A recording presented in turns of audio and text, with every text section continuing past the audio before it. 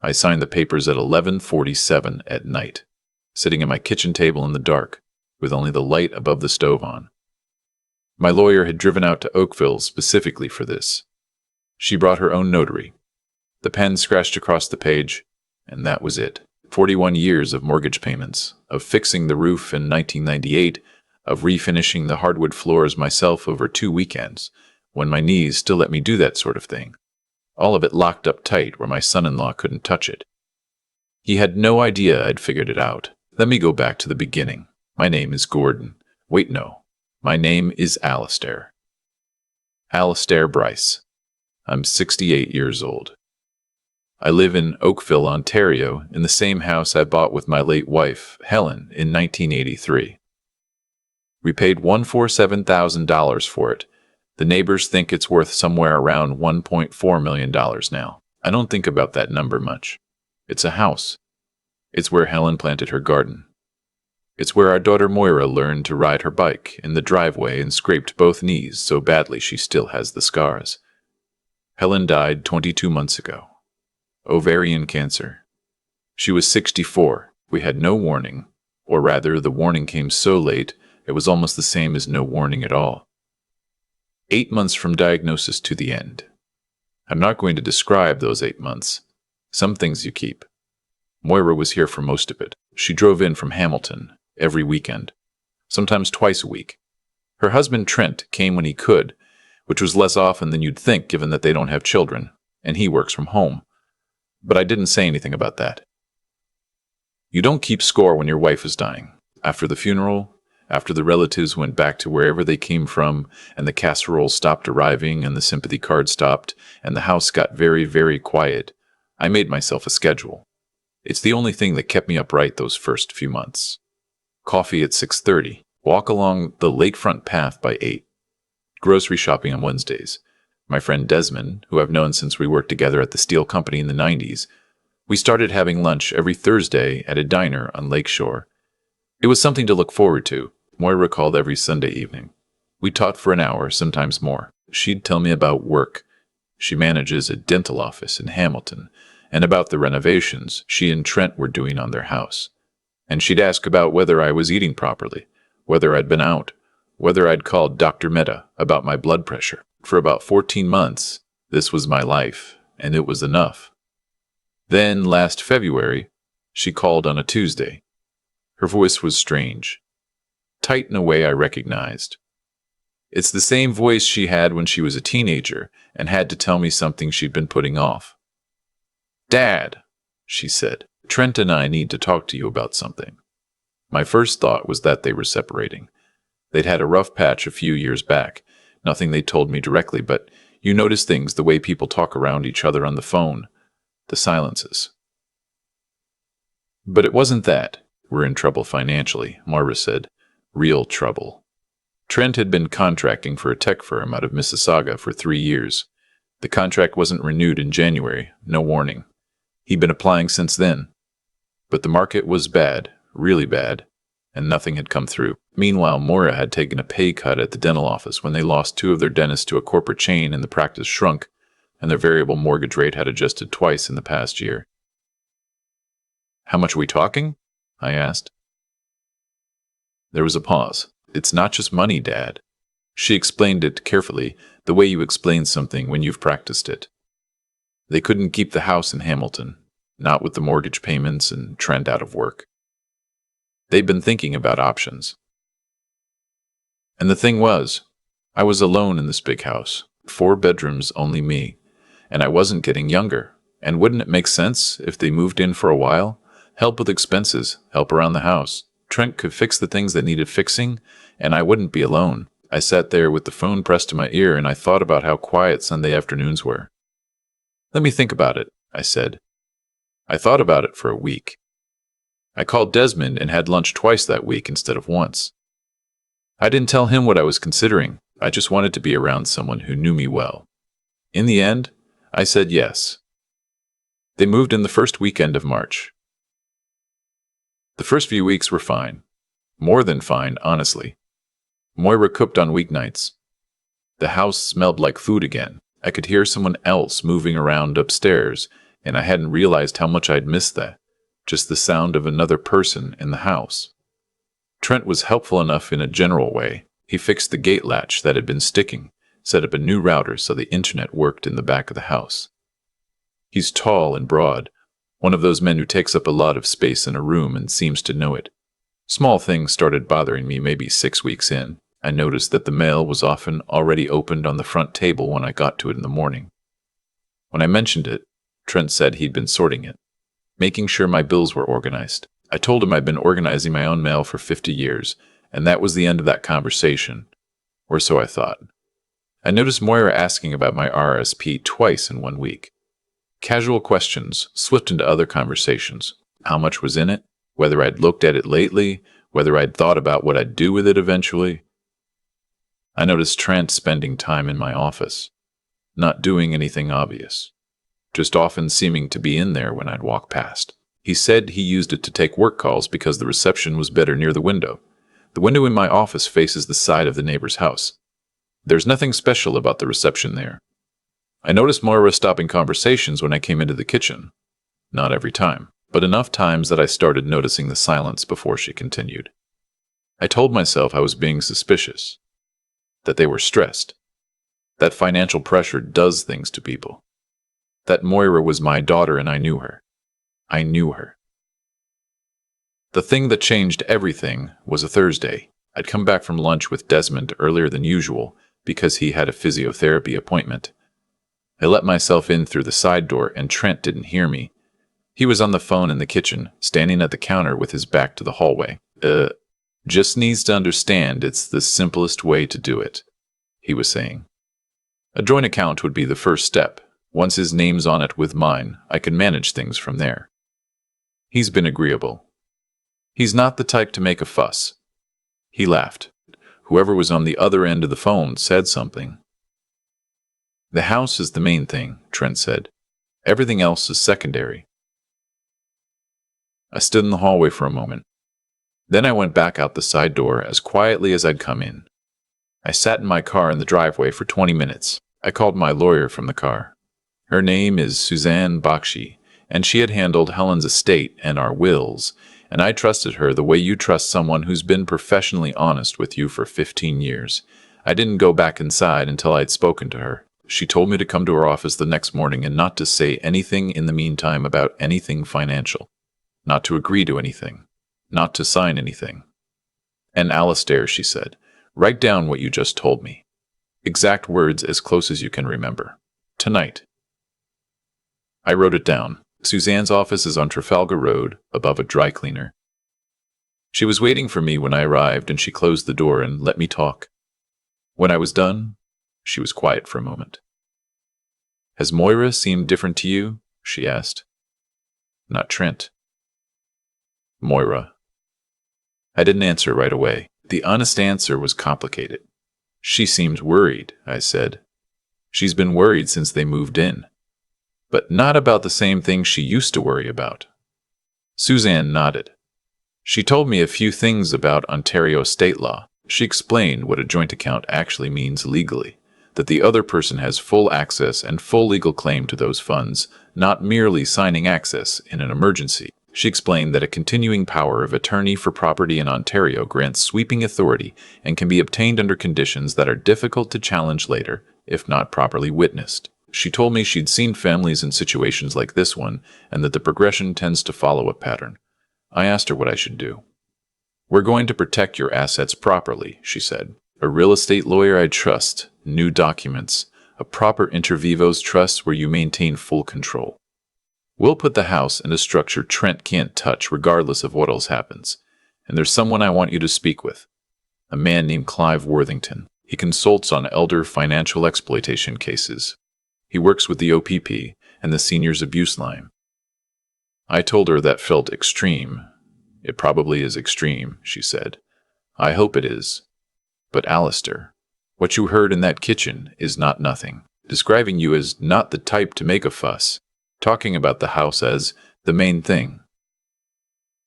That's a man who's made a plan. The question is how far along the plan is. I met Clive the following Monday at a coffee shop on Spears Road. He was in his late 50s, Retired OPP, patient in the way that only certain kinds of experienced people are patient. He let me talk for a long time without interrupting. Afterward, he said, "Tell me about Desmond, my friend. You mentioned Trent's made comments about him." I had mentioned it almost in passing. A few times, Trent had said things about Desmond. That he seemed like a lonely guy who talked a lot. That he was probably not great for my blood pressure. That old friendships could be draining. Nothing you could point to. The kind of thing that slides past you, unless you're looking for it. Classic soft isolation, Clive said. Subtle enough that you don't notice it as a pattern. Significant enough that it has an effect. How often are you seeing Desmond these days compared to when Moira and Trent first moved in? I counted. It had gone from weekly to every other week. There had been 2 Thursdays in a row where something came up. "Let me ask you something directly," Clive said. "Do you feel like you can make decisions freely in your own home right now?" I sat there with my coffee and I thought about it honestly. "Less than I used to," I said. Clive outlined what he wanted to do. He wanted to place 2 small audio recording devices in the house. Under Ontario law, one-party consent applies to private conversations.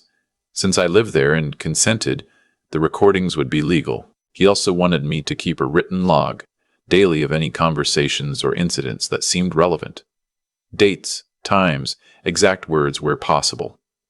"And don't change anything," he said. "Don't act differently. Don't confront anyone. Don't mention Suzanne. Just watch." For 3 weeks, I watched. I came home from the lakefront walk one morning, and I made myself a coffee, and I sat at the kitchen table, and I read the paper, and I was as ordinary as I've ever been in my life. And that evening, from the small device Clive had placed behind a bookshelf in the living room, we recovered 47 minutes of conversation between Moira and Trent. I listened to those recordings, sitting in Clive's car in the parking lot of a Canadian Tire in Mississauga on a rainy Thursday afternoon. Clive played them on a laptop. He'd made written notes alongside the timestamps. The first thing that hit me was Moira's voice. It was still her voice. That's what I wasn't prepared for. It was my daughter's voice, the same voice that called me every Sunday, and she was talking about the assessed value of the house and whether the market would hold through autumn. Trent did most of the talking. He had a plan, and it had steps. The first step was getting me added to a joint checking account at the bank, or rather, getting himself added to my account, which he intended to frame as a safety measure. He had already spoken to someone at a branch. He'd mentioned to the person that his father-in-law was getting on in years and sometimes confused about finances. That last part landed like something cold on the back of my neck. I was not confused about my finances. I have never been confused about my finances. The second step in Trent's plan involved a financial advisor he knew who apparently specialized in helping families restructure assets when an elderly parent was involved. The framing throughout the recording was always about helping me, protecting me, doing what responsible family members do. But the beneficiary of every plan they discussed was not me. Moira said at one point quietly, "What if he doesn't go along with it?" Trent said, "He'll go along with it. He wants to believe we're here to help." People want to believe that about their kids. He's already halfway convinced himself everything is fine. Moira didn't say anything after that for a while. I listened to that, and I looked out the rain streaked window of Clive's car at the parking lot. And I thought about a Saturday afternoon in 1991 when Moira was 7 years old and she came into the kitchen crying because she'd broken her friend's toy and didn't know how to tell her. And Helen and I sat with her at the table and talked through what she should do. And she cried. And then she nodded and she went and told her friend and came home lighter. I raised her. I was there for that. I said to Clive, "Is there any chance I'm misreading this?" He said very gently, "No." We recorded for 3 more weeks. By the end, Clive and Suzanne between them had documentation of a clear and consistent pattern. Trent's conversations with a financial advisor about consolidating my assets under a power of attorney. Moira's conversation with her cousin about the situation with Dad and how they expected it to be resolved by the end of the year.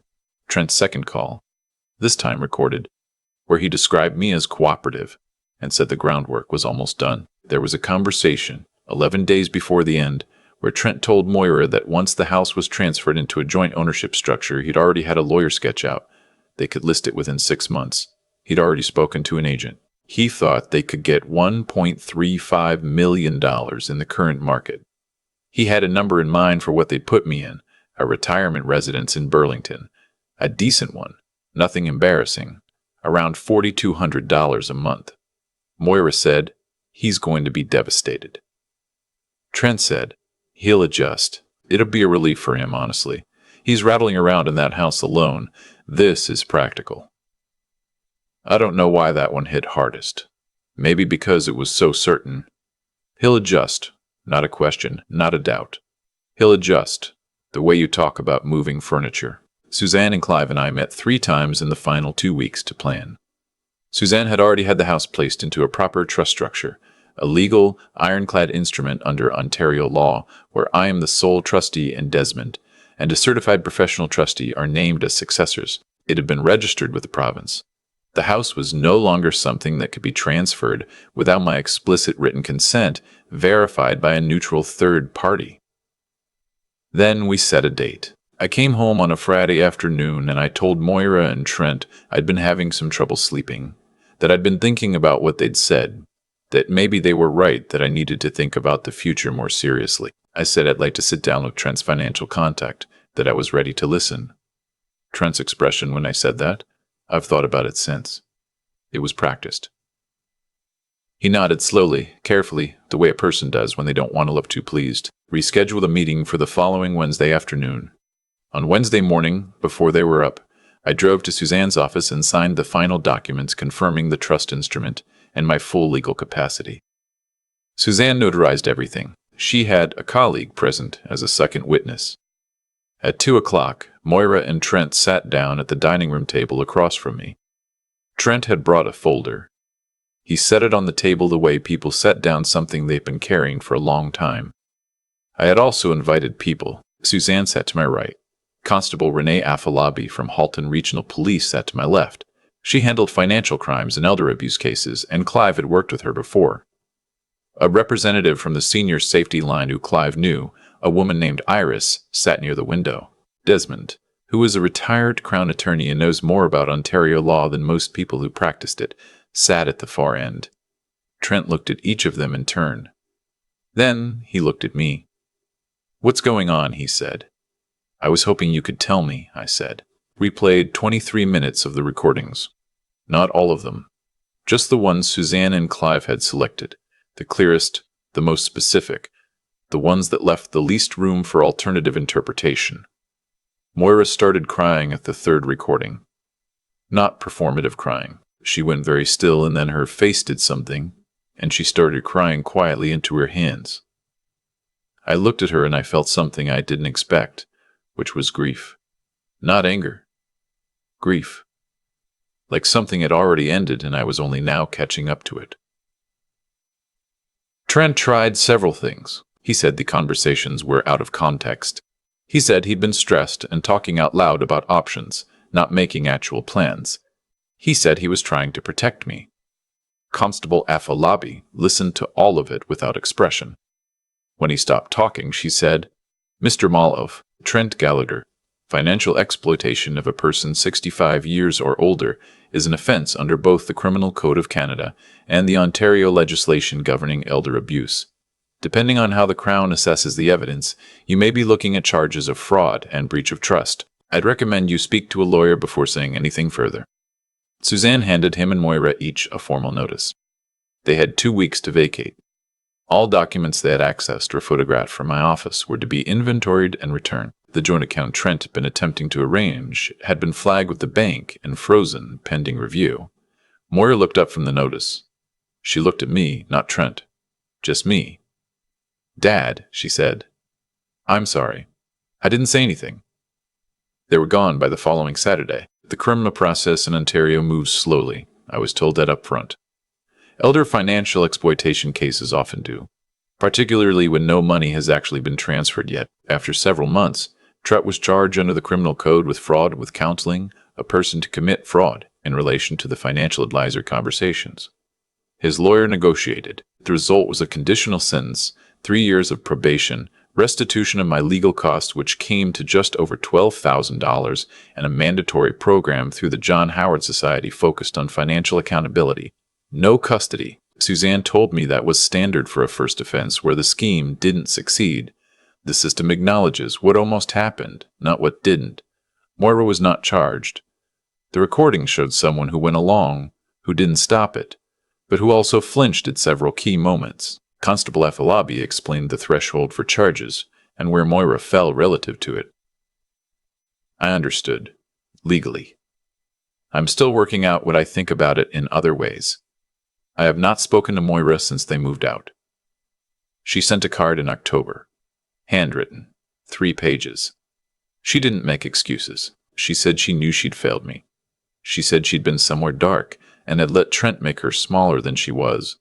She said she didn't expect forgiveness, only wanted me to know that she saw clearly now what had happened and that she was ashamed. She's in therapy. She and Trent are separated. The card is in the kitchen drawer. I haven't thrown her away. My mornings are the same as before. 6:30 coffee. The walk along the lake. Desmond on Thursdays, reliably, no canceled weeks. I'm back at the library Wednesday mornings, shelving returns in the local history section, which I find more satisfying than I can reasonably explain. The house is quiet, the way it was quiet before, except now the quiet feels different. Before it was a quiet that had a hole in it, the shape of Helen, the shape of all the sounds that used to be in the house and weren't anymore. This quiet is complete. Everything in it belongs to me. I'm 68 years old. The house is in a trust. The papers are signed. Desmond and a licensed trustee in Toronto are the successors, and there are more legal obstacles between my assets and anyone with bad intentions than most people will encounter in a lifetime of financial planning. Suzanne spent 3 months making sure of it. My son-in-law thought I didn't understand what was happening. He thought I was a man who wanted to believe things were fine and could be managed because of that. He thought the house was close enough to his that he could simply wait. He was wrong on all of it. I sit on the back porch now in the evenings when the weather allows it.